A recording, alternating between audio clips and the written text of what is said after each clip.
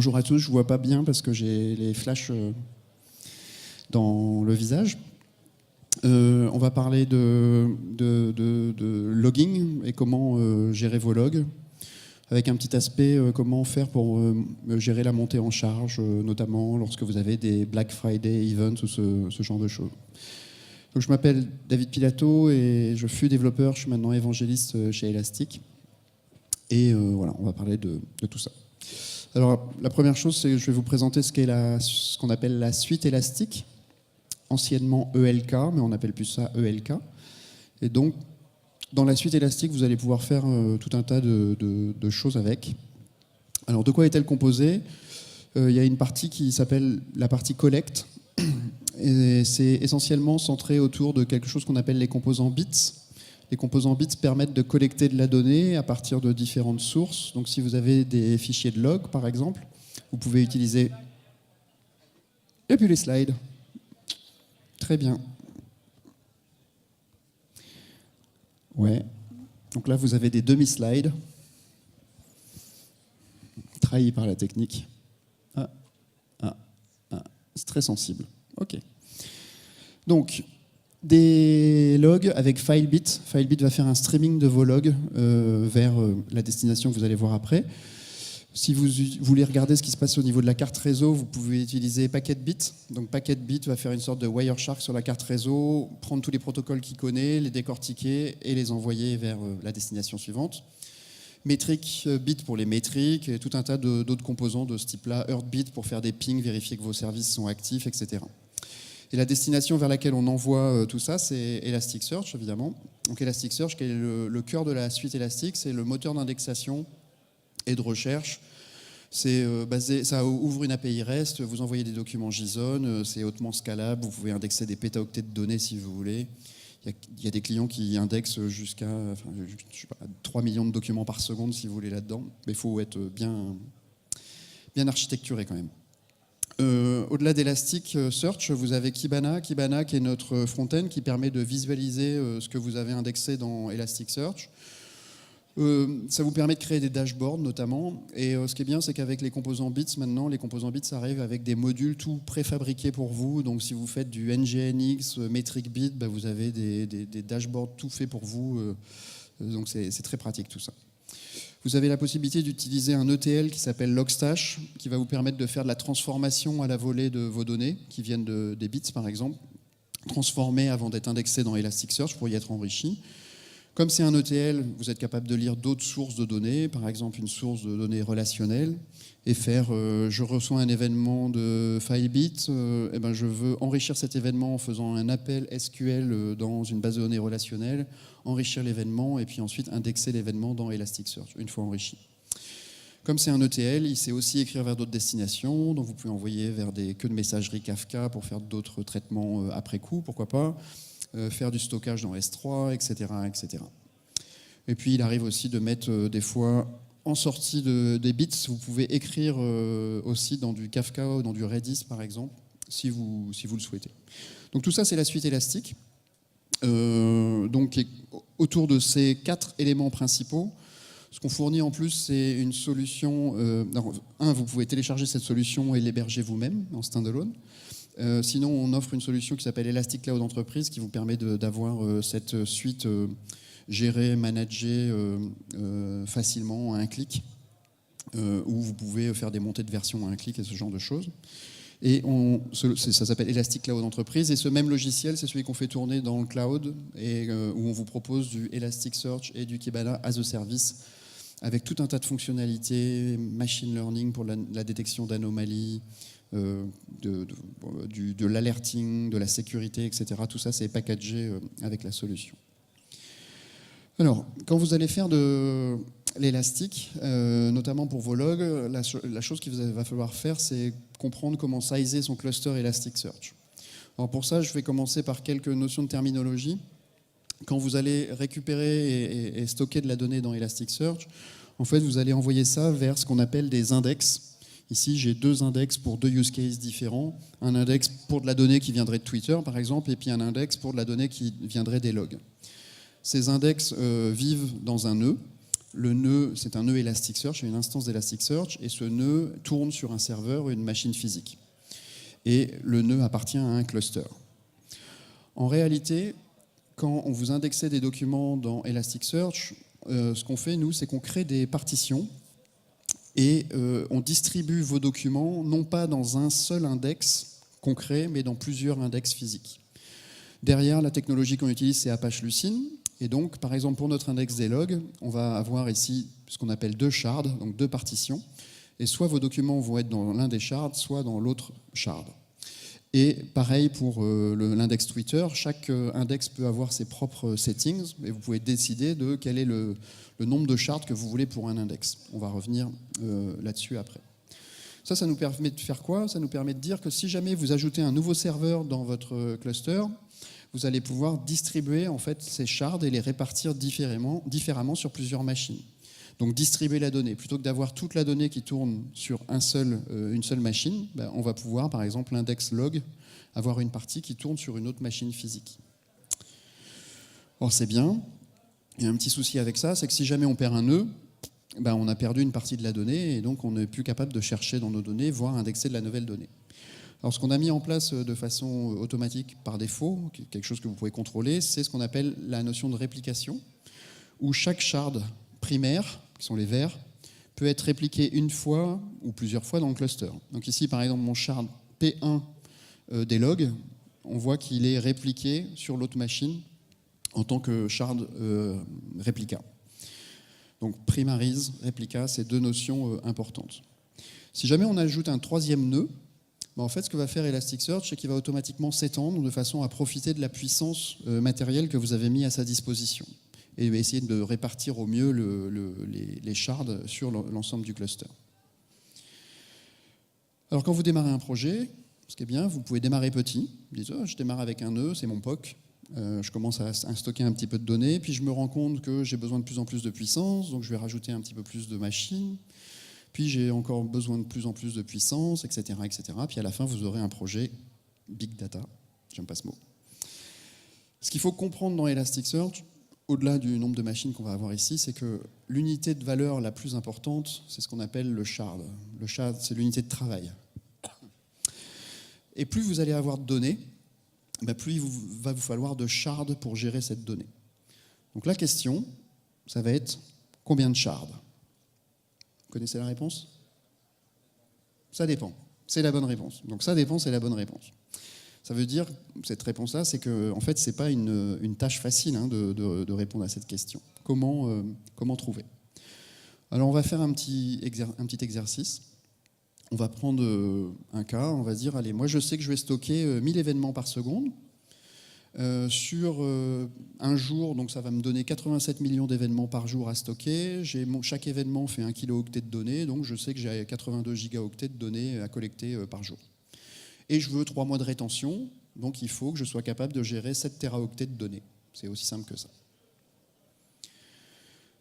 Alors la chose importante à savoir, la première chose à savoir, c'est quelle est la taille d'un shard. J'ai parlé de shard, c'est cette notion primaire là, et unitaire de travail. Quelle est la taille d'un shard? Ça dépend. Et ça va dépendre aussi de plein de facteurs. Donc ça va dépendre de la taille des documents, du mapping, du cas d'utilisation, de quel est le type de requête que vous allez faire, quel est le temps de réponse que vous souhaitez avoir, quel est votre budget aussi. Donc il y a tout un tas d'éléments qui vont rentrer en jeu. Je vous partagerai les slides après. Il y a un lien tout en bas de l'écran qui pointe vers un webinaire qu'on avait fait à Elasticon à San Francisco, qui vous décrit une méthode pour trouver justement cette valeur typique que vous pouvez avoir pour un shard. L'idée, c'est de tester. Vous bourrinez la machine au maximum et puis vous essayez de voir à partir de quel moment ça ne répond plus à vos critères. Et puis ensuite, vous essayez de faire autre chose, c'est de voir combien de shards au maximum je pourrais avoir par machine également. Alors on va supposer qu'on a appliqué la recette qui est derrière ce lien, et qu'on a trouvé que chaque shard pouvait gérer jusqu'à 45 gigaoctets de données et qu'on pouvait mettre jusqu'à 10 shards par machine. Du coup, c'est assez simple de répondre à la question. Donc, combien de shards? On a 7 Tera à gérer, on a 45 gigas, on a juste à faire une division. On sait qu'on doit gérer 160 shards. Et on a vu qu'on pouvait mettre au maximum 10 shards par machine. Donc ça nous fait, on a besoin de 16 machines pour gérer nos 3 mois de log en ligne. C'est très simple comme calcul finalement. Ok, mais on a vu que un index pouvait avoir plusieurs shards. Donc qu'est-ce qu'on va faire en fait? Combien d'index on va avoir? Est-ce qu'on va créer un index avec nos 160 shards? Pourquoi pas, c'est une solution. Est-ce que c'est une bonne méthode? Qu'est-ce qui va se passer si jamais tout d'un coup notre trafic sur notre site marchand sur lequel on collecte des logs grossit? Donc on a notre événement Black Friday, là, on ne savait pas trop à quoi s'attendre. Puis au lieu d'avoir 82 gigas par jour, on a maintenant 160 gigas ou 240 gigas dans la journée.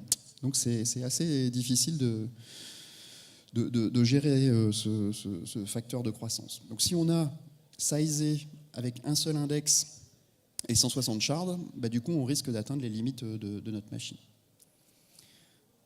Comment on fait pour gérer les deletes? Ce qu'il faut savoir, que quand on efface un document dans Elasticsearch, on ne l'efface pas vraiment. On ajoute une donnée qui dit qu'on vient d'effacer quelque chose. Donc plus on efface, plus on consomme d'espace disque.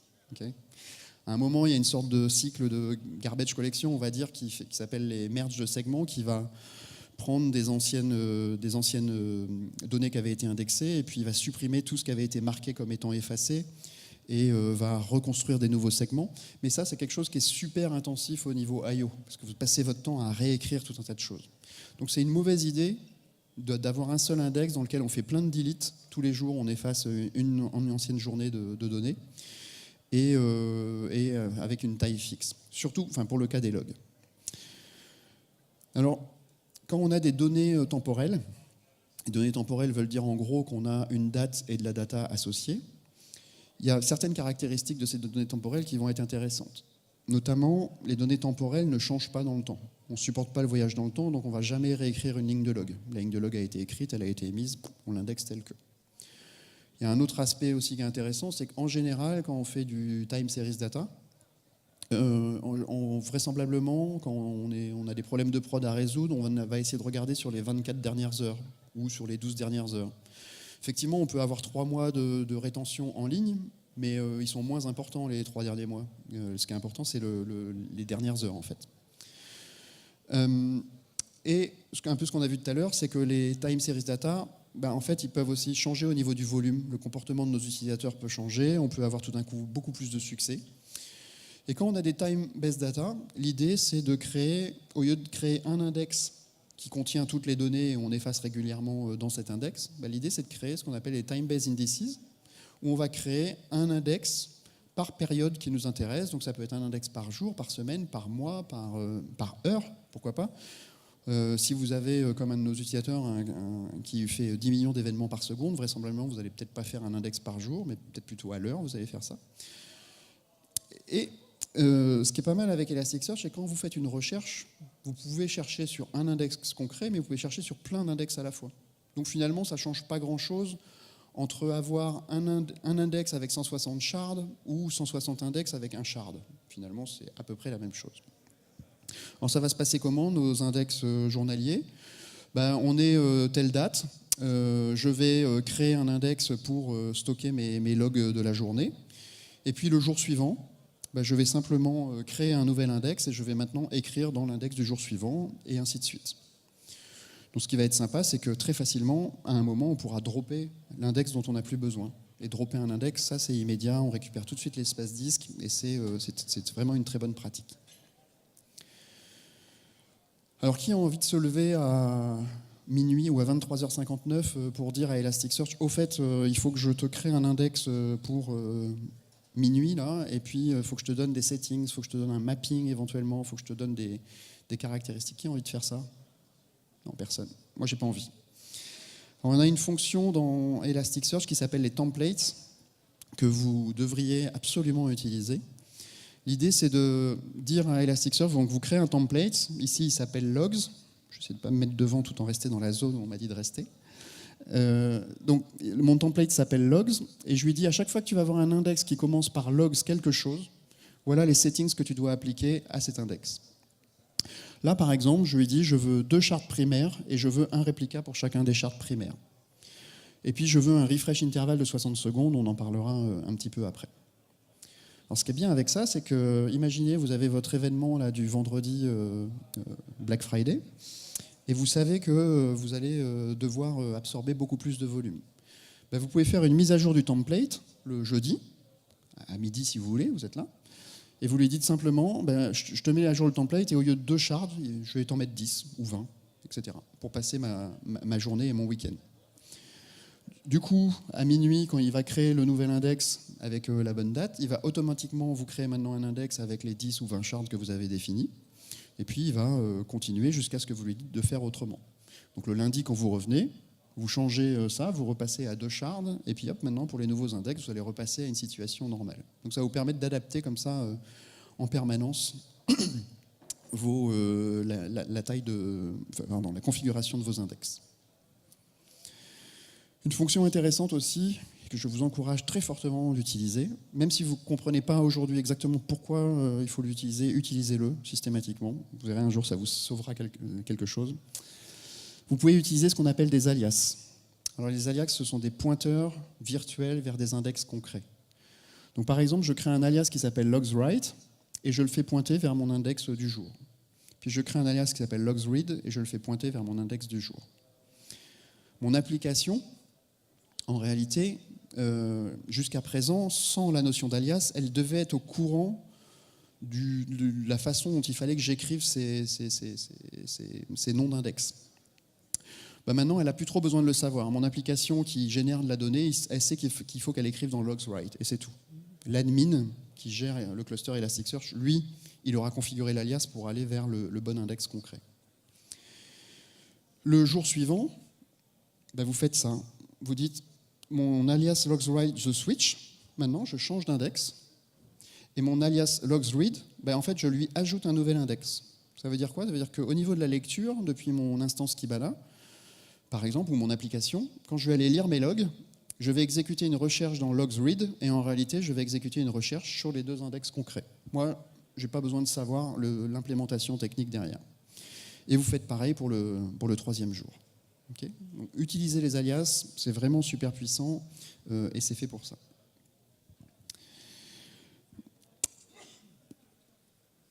Ne pas mettre trop de shards. Alors, ne gardez pas les valeurs par défaut. Les valeurs par défaut vont changer dans la version 7, mais pour l'instant, elles sont ce qu'elles sont. Donc, je vais prendre un cas typique. Vous avez 3 types de logs différents. Vous avez un index par jour. On va dire que chaque index fait 1 gigaoctet de données. Vous avez gardé la valeur par défaut 5 shards. Déjà, il y a un truc, 5 shards, ça fait 200 mégaoctets par shard. On a vu qu'on savait tenir 45 gigas par shard. Petit truc. Puis je veux 6 mois de rétention, soyons fous. Ça me fait 900 shards pour 180 gigaoctets de données. On avait besoin de 4 shards. Okay. Ouais, c'est terrible. Et en fait, chaque shard, il vient avec un coût. C'est une instance Lucene derrière, c'est ce que je vous ai dit. Et chaque instance Lucene a un coût en termes de descripteurs de fichiers, en termes de mémoire, etc. Donc, faire ça, typiquement, vous allez vous taper contre un mur. C'est vraiment pas une bonne pratique. Donc, essayez de bien configurer le nombre de shards qu'il faut pour votre cas d'utilisation. Alors, je reviens sur mon cas du Black Friday maintenant. On va dire j'ai un moteur de recherche, Elasticsearch évidemment, qui me permet d'exécuter de la recherche et qui me permet de soutenir la charge pour 1 million d'utilisateurs. Mais maintenant, en fait, c'est le vendredi noir, j'ai 2 millions d'utilisateurs, voire 3 millions d'utilisateurs. Qu'est-ce que je peux faire? En fait, je peux démarrer des nouvelles machines, je peux augmenter le nombre de réplicas. Au lieu d'avoir un seul réplica par shard primaire, je peux avoir maintenant 2 réplicas par shard primaire, par exemple. Ça va me permettre quoi? C'est qu'en fait, les réplicas, comme ce sont des copies exactes des shards primaires, ils peuvent aussi servir les recherches. Donc quand j'exécute une recherche, du coup, je vais non seulement taper dans les shards primaires, mais je vais aussi taper dans les réplicas. Et plus j'ai de réplicas, plus je vais pouvoir servir de recherche en parallèle. Et si j'ai 3 millions d'utilisateurs, c'est pareil, j'augmente le nombre de machines, j'augmente le nombre de réplicas, etc. Et je passe mon vendredi noir comme ça. Et le lundi, quand je reviens, j'ai passé ma période critique, je diminue le nombre de réplicas et je désalloue les machines dont j'ai plus besoin. Donc une architecture aussi flexible dans ce sens-là. Okay. Donc les shards, c'est vraiment l'unité de valeur. plus vous avez de données, plus vous aurez besoin de shards. Si vous voulez augmenter votre vitesse d'écriture, il faudra avoir plus de shards primaires en parallèle, donc il va falloir augmenter le nombre de shards. Et plus vous voulez avoir de lecture sur votre cluster, plus vous allez devoir augmenter le nombre de réplicas. Donc il y a 2 facteurs sur lesquels vous devez agir. Bulk size.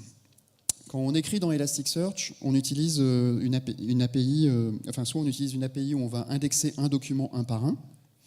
Et ce qui va se passer, c'est que vous allez vous retrouver à faire, par exemple, indexer 1000 documents, ça va être 1000 requêtes HTTP vers Elasticsearch. On a une API qui est plus sympa, qui s'appelle la Bulk API, dont il faut se servir. Et cette API Bulk va vous permettre de faire un appel HTTP en envoyant 1000 requêtes d'indexation d'un seul coup. Et ça, c'est beaucoup, beaucoup plus efficace. Donc il faut le faire.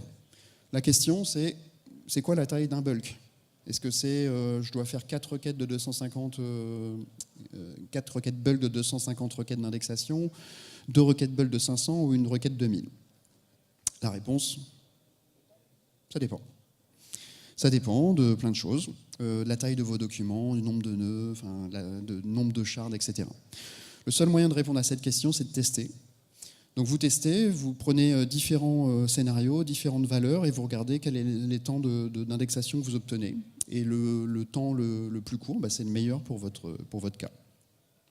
Je remettrai dans les slides aussi ce petit exemple. C'est fait avec Logstash, où en gros, on lit des fichiers de log depuis le stdin, on ne fait aucune transformation et on envoie vers Elasticsearch. Et il y a ce paramètre qui s'appelle flush_size, qui est en fait la taille du bulk en question. Dans les bits, ça s'appelle, dans output.elasticsearch, ça s'appelle le bulk_max_size, et c'est pareil, c'est le même paramètre sur lequel vous pouvez jouer. Et là, c'est un petit script, il essaye plusieurs fois, et il essaye 20 fois en fait de faire un bulk de 500, de 100, 500, 1000, etc., etc. Et puis on mesure le temps passé, on essaye de faire une moyenne, et puis on regarde ce que ça donne. Donc nous, dans notre expérimentation, on avait vu par exemple que 5000 documents par bulk, c'était vraisemblablement une bonne valeur. Après, ça commençait à ralentir un petit peu, donc on va peut-être faire 5000 comme taille de bulk. Donc il faut tester. Il faut aussi distribuer la charge. Quand vous envoyez une requête vers Elasticsearch, vous ne l'envoyez pas vers un nuage. Il y a toujours une machine qui répond derrière. Okay. Et cette machine, c'est ce qu'on appelle dans notre langage le nœud coordinateur. C'est celui qui se prend la requête. Par défaut, si vous indiquez dans votre configuration Bits ou Logstash ou votre application un nœud en particulier, c'est ce nœud qui va se prendre toutes les requêtes sans arrêt. Lui, il risque d'être un petit peu chargé. Alors, la plupart des clients implémentent du round robin. Logstash et Bits, par exemple, vous permettent de faire ça. Donc, dans Logstash, ici, on peut spécifier plusieurs nœuds. Et automatiquement, il va passer d'un nœud à l'autre, il va envoyer les requêtes et les distribuer sur les différents nœuds. Donc, c'est pas mal. Une autre solution que vous avez devant vous, c'est d'utiliser un load balancer. Ok, c'est pas mal le load balancer, mais il a un petit souci, c'est qu'en fait, il reçoit une requête et il la route n'importe où. Il n'a aucune notion de où sont les shards dans le cluster, parce que c'est un load balancer, il est un petit peu bête. Mais vous avez la possibilité d'utiliser un nœud Elasticsearch, en fait. Un nœud Elasticsearch qu'on appelle un nœud sans data, ni master, ni rien, qu'on appelle un nœud coordinateur. Et ce nœud-là, sa responsabilité, ça va être effectivement de prendre la requête. Alors vous pouvez en mettre plusieurs, si vous voulez, en frontal. Mais lui, comme il appartient au cluster Elasticsearch, il sait exactement vers quel shard il faut envoyer le log, le document, et il sait exactement où ce shard est localisé dans le cluster. Donc lui, il va envoyer vers le bon nœud directement. Donc c'est un petit peu plus sioux qu'un simple load balancer. Donc je vous invite à faire ça si vous avez une problématique de charge importante. Pareil, tester.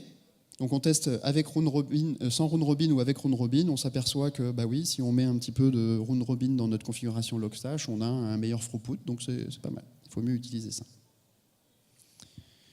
35, je crois qu'il me reste quoi, 5 minutes? C'est ça, je crois. Utiliser des disques SSD, c'est le minimum qu'il faut faire. Quand vous indexez, en tout cas, quand vous cherchez ces différents, si c'est des documents stables, vous pouvez utiliser des disques tournants, mais à l'indexation, si vous voulez arriver à vraiment des vitesses d'indexation élevées, il faut utiliser des disques SSD les plus rapides possibles, des disques locaux sur la machine, pas des trucs compliqués et chers, des trucs locaux. Juste pour vous dire ce qui se passe dans Elasticsearch, Quand vous indexez des documents, en fait, les documents sont bufferisés en mémoire et ils ne sont pas visibles tout de suite pour la recherche.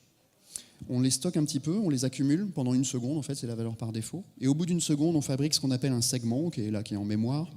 Et une fois que ce segment est créé, on peut du coup rechercher les documents qui viennent d'être indexés. Tant que ce segment n'existe pas, on ne peut pas rechercher les données. Comme on crée un segment toutes les secondes, en réalité, quand on exécute une recherche dans Elasticsearch, on va passer de façon séquentielle chacun des segments pour exécuter la recherche. Donc plus vous avez de segments à parcourir, plus la recherche va être lente. Plus aussi vous allez avoir de mini-structures à écrire sur disque à un moment. Donc ça va aussi vous peser et vous ralentir. Ce que vous pouvez changer, c'est un facteur qui s'appelle le refresh interval, que vous pouvez configurer à, par exemple, 60 secondes, en disant, plutôt que de créer un segment toutes les secondes, moi, je peux me permettre d'attendre 60 secondes avant que mon document soit lisible au niveau de la lecture. Donc en faisant ça, vous allez générer beaucoup moins de segments. Du coup, vous allez aussi avoir beaucoup moins de merge de segments. Et du coup, vous allez avoir un meilleur throughput d'écriture au niveau de votre index, puisque votre disque ne passera pas à faire des merges et utiliser de l'IO pour rien. Donc avec ça, vous allez améliorer les choses. Avec le prix à payer, que vos données ne sont pas lisibles tout de suite. Donc il y a toujours un équilibre à trouver sur votre cas d'utilisation. Donc pareil, vous testez. Nous, on a testé ici, toujours avec les mêmes machines. On a vu qu'avec une seconde de refresh, on mettait 158 secondes pour indexer nos 5000 docs et 152 avec 60 secondes de refresh. Donc c'est mieux, on préfère faire ça. Il y a aussi un autre aspect, c'est que quand on écrit des documents, quand on veut indexer des documents, on les met dans notre buffer et qui vont à un moment faire des segments, mais on écrit aussi ce qu'on appelle un transaction log. Ça nous permet, et ce transaction log, en fait, il est synchronisé sur disque à chaque écriture, à chaque request.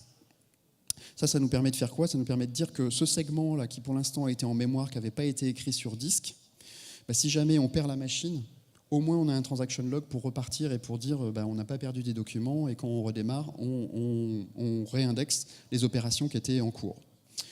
Au bout d'un moment, Elasticsearch déclenche ce qu'on appelle un Elasticsearch Flush, qui va faire un commit de nos segments, et donc va les écrire sur disque en faisant un fsync sur disque. Dans les versions précédentes d'Elasticsearch, on faisait le transaction log, il était fsyncé sur disque toutes les 5 secondes. Il y avait un problème avec ça, c'est que si jamais, pour vraiment pas de bol, vous perdiez le nœud qui détient le primaire, le nœud qui détient le réplica, vous perdez ce qu'il y a sur disque, du coup vous avez perdu de la donnée. Donc on a changé ça et on a rendu ça synchrone. Depuis la version 2, maintenant tout ça c'est complètement synchrone. À chaque opération, à chaque request, on fait un fsync sur disque. Mais donc ça ralentit, parce qu'un fsync sur disque, ça ralentit le process. Vous pouvez revenir au fonctionnement précédent en changeant ce paramètre dans les settings de l'index. Vous pouvez changer la durabilité, donc par défaut, c'est par requête, on fait un fsync. Sinon, c'est de façon asynchrone. Et du coup, vous pouvez spécifier quelle est la fréquence à laquelle vous voulez faire le fsync sur disque. Donc, attention, quand vous faites ça, vous relaxez vous enlevez votre ceinture de sécurité, vous risquez de perdre des données. Il faut en être conscient. Si vous faites ça, voilà. Il faut que vous soyez conscient que vous pouvez perdre des données. Mais si vous en fichez, après tout, c'est peut-être que des logs, peut-être pas très grave pour vous, à ce moment-là, vous pouvez tester. Et là, avec 5 secondes de synchronisation, par exemple, on voit qu'on a une amélioration de notre indexation. Alors, quelques remarques finales. Salut.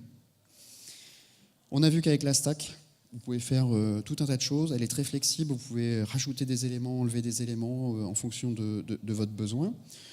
Ce qu'il faudra retenir de cette session, c'est la notion de shard. Les shards, c'est vraiment l'unité de travail sur laquelle il faut bosser. Plus vous avez de data à indexer, plus il vous faudra de shard primaire. Attention, pas faire d'oversharding, encore une fois. Et les réplicas vous permettent d'améliorer à la fois la haute dispo, comme vous avez une réplication, et aussi la lecture. Enfin, utiliser bulk, distribuer la charge, éventuellement changer le refresh interval, avec beaucoup de précautions, changer le async translog si vous avez besoin, et mesurer tout ça, et regarder de quoi vous partez, ce à quoi vous arrivez, et peut-être qu'à la fin, vous serez content de vos capacités d'indexation du cluster. Merci, je vous souhaite une bonne fin de journée.